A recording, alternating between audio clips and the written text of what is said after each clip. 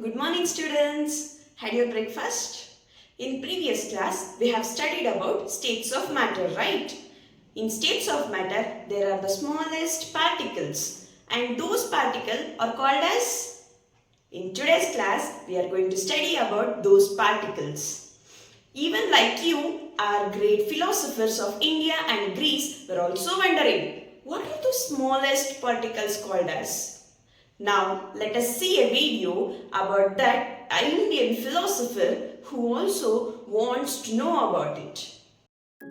This is a story about a great Indian scientist dating back to 600 BC that happened near Prabhasa Kshetra near Dwaraka in Gujarat, where Acharya Kashyapa was born.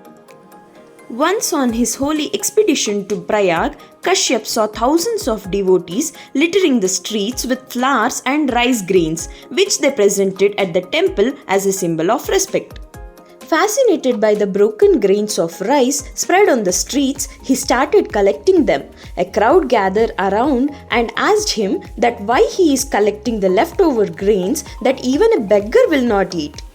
He replied that while the individual grain particles may not have any worth, but a collection of hundreds of grains can make up a person's meal.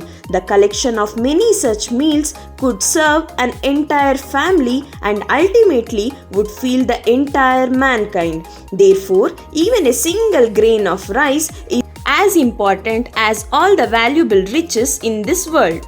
Impressed by his thoughts and explanation of importance of even a single particle, people began calling him Kanada, as Kan in Sanskrit means the smallest particle.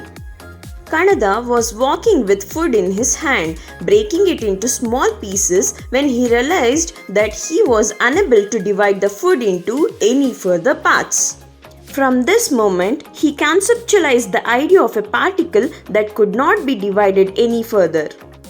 He termed that indivisible matter paramanu or anu, atom. He also proposed that this indivisible matter could not be noticed or perceived through any human organ, that is, through naked eyes, is called as atom or anu.